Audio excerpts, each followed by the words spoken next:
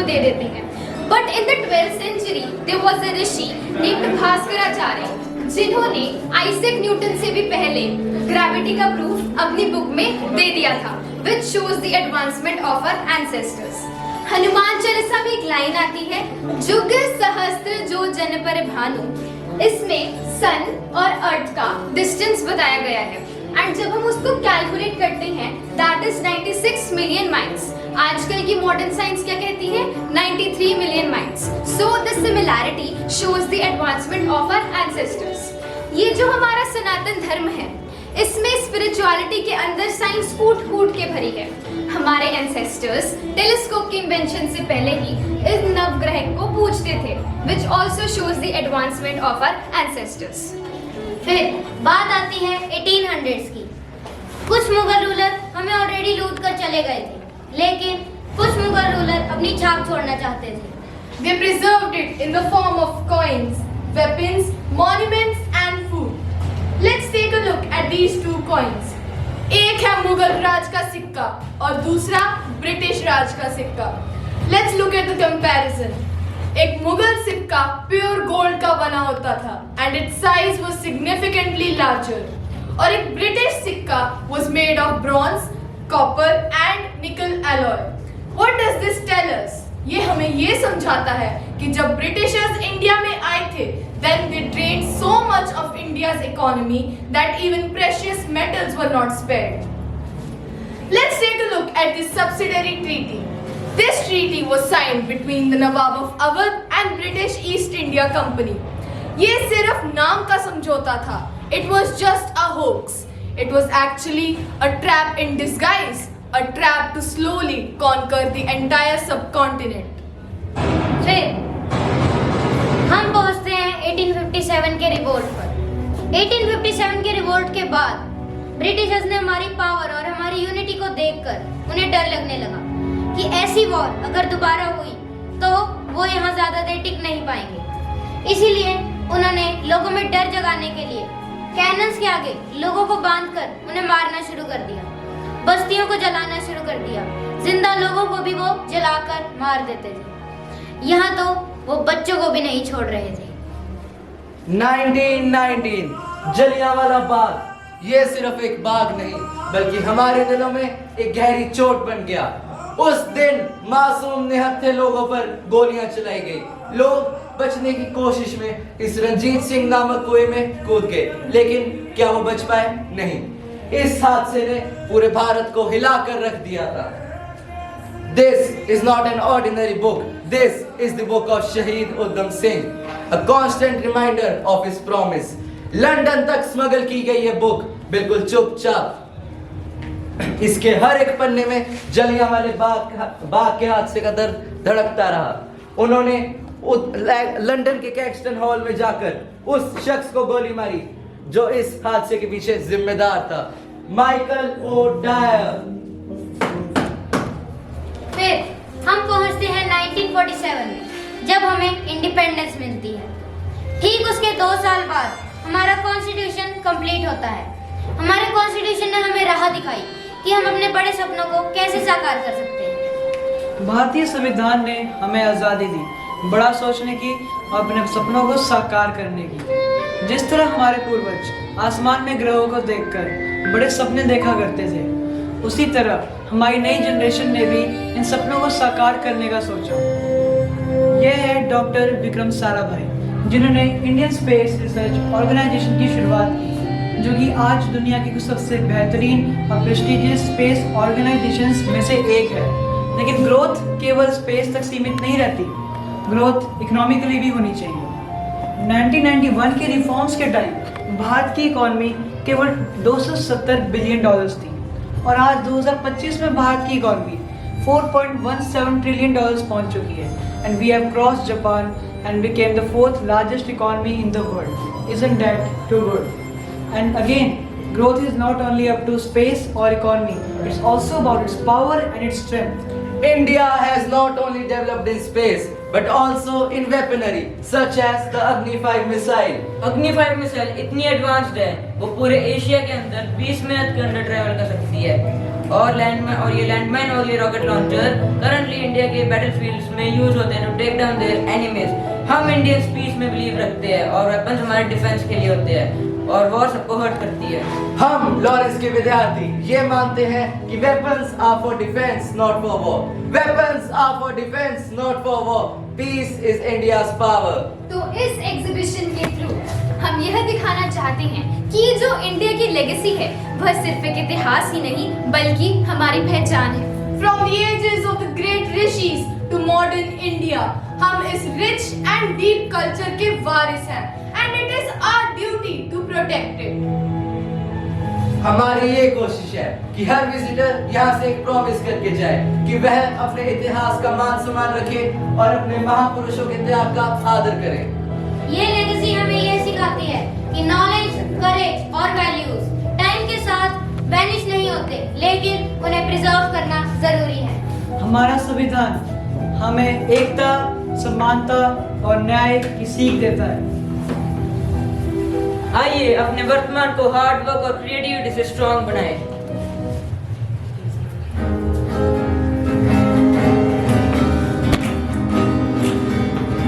सारे जहां से अच्छा हिंदुस्तां हमारा हमारा, सारे जहां से अच्छा, सारे जहां से अच्छा हिंदुस्तां हमारा। जय हिंद, जय भारत, धन्यवाद।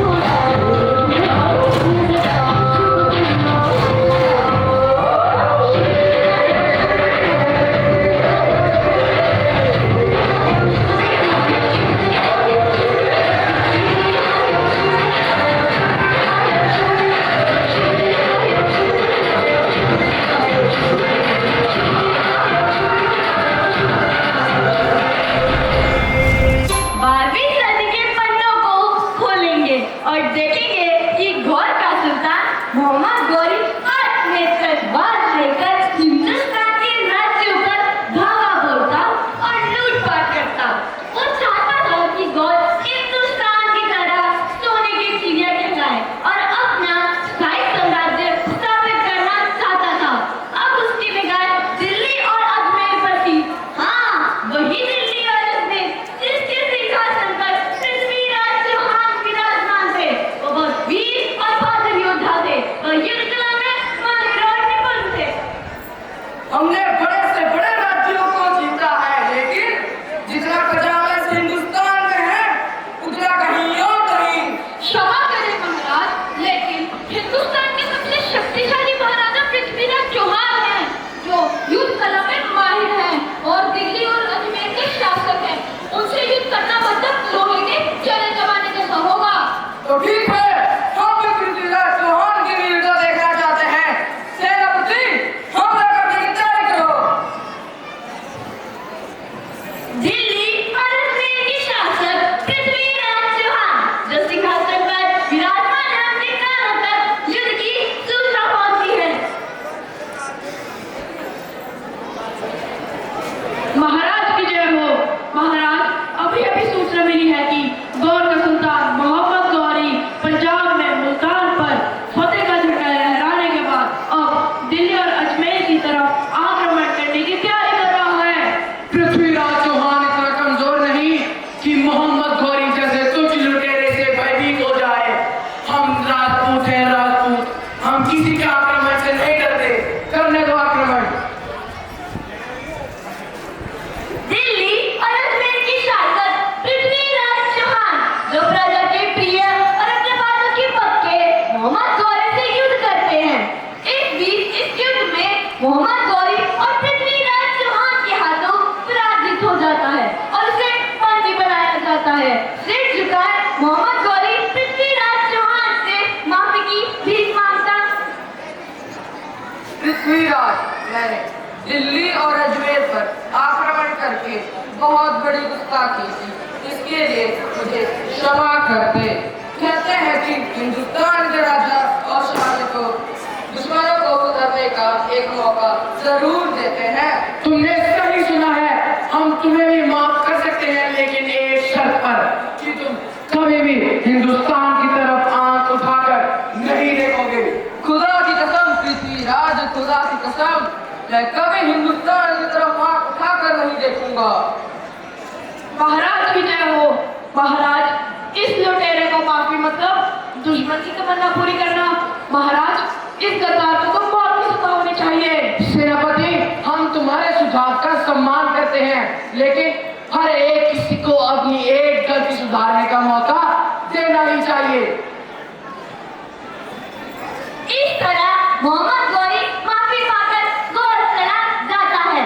क्षमादान पाकर मोहम्मद गौरी गौर तो चला जाता है, लेकिन वो पृथ्वीराज को बंदी बनाने के लिए और अपना स्थायी साम्राज्य स्थापित करने के लिए षड्यंत्र रचता रहता। वह अपनी हरकतों से पार दुनिया का बंटवारा दिल्ली और अजमेर पर हमला करने की तैयारी में था। महाराज, महाराज, महाराज। क्या हुआ सेनापति? महाराज की जय हो। महाराज, अभी अभी सूचना मिली है कि गौर का सुल्तान मोहम्मद गौरी दिल्ली और अजमेर पर कूच कर रहा है और पहले से ज्यादा सेना लेकर आ रहा है। क्या अगर मैं गौरी को पहले मौत के घाट उतार देता तो आज नौबत न आती। हम हिंदुस्तान के राजाओं को एक बार माफ कर सकते हैं, लेकिन किसी बार के दुश्मन को कभी भी माफ नहीं कर सकते। सैनिकों, हमला करने की तैयारी करो। इस बार मोहम्मद गौरी के पास हजारों में तैनात सेना थी, लेकिन पृथ्वीराज चौहान के पास 200 से कम, जिसकी वजह से वो हार जाता है। इस तरह इतिहास के पन्नों पर पृथ्वीराज चौहान का अंत हो जाता है, लेकिन उसकी आत्मा। तो ये अंत था। घोड़े थम गए, रणभूमि सो गई, पर मेरा हृदय अभी भी जीवित है। तलवारें गिर गई, पर भीतर से अभी भी एक युद्ध शेष है। और पछतावे का। गौरी जीवित है और मैं पृथ्वीराज चौहान मिट्टी में मिल गया। क्या यही भाग्य था भारत का कि आर्य भूमि झुके विदेशी ताज के नीचे? राजन, तुमने पराक्रम किया है। तुम धर्म के दीप थे अंधकार में, फिर क्यों क्षमा कर दिया उस गौरी को जो लौट कर तुम्हारा वध कर गया? क्योंकि मैं क्षत्रिय धर्म में विश्वास रखता हूँ। मुझे लगा कि क्षमा ही वीरता का सर्वोच्च रूप है, पर अब समझ आया जब दया दुष्ट पर की जाए तो वो धर्म नहीं दुर्बलता बन जाती है। देखो राजन, देखो आग फैल रही है, मंदिर टूट रहे हैं, नारी की लाज लूटी जा रही है और भारत माता रो रही है। राजन, तेरे वीरों की भूमि अब प्रतंत्र होती जा रही है। बस करो, मुझे मत दिखाओ मेरी ही मौत की ज्वाला। हर पुकार जो दिल्ली से उठती है मेरे हृदय को छलनी कर देती है। हे माँ भारती, तेरा पुत्र तुझे क्षमा मांगता है। तेरे लिए लड़ा, तेरे लिए मरा, पर तेरा मुकुट ना बचा सका। पर नहीं, भारत की आत्मा अमर है। जब तक मरुस्थल की रेत तपती रहेगी, जब तक गंगा बहेगी, जब तक किसी बालक की आंखों में स्वाभिमान चमकेगा, तब तक मैं जीवित रहूंगा। और उस हाथ में जो तलवार उठाएगा न केवल वहां मेरी आत्मा होगी, वहां मेरी आत्मा होगी, वहां।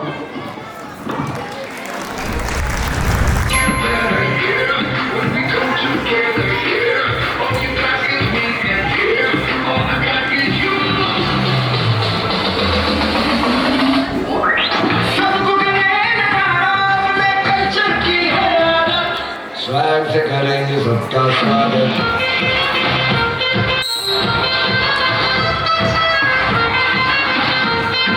स्वैग से करेंगे सबका स्वागत।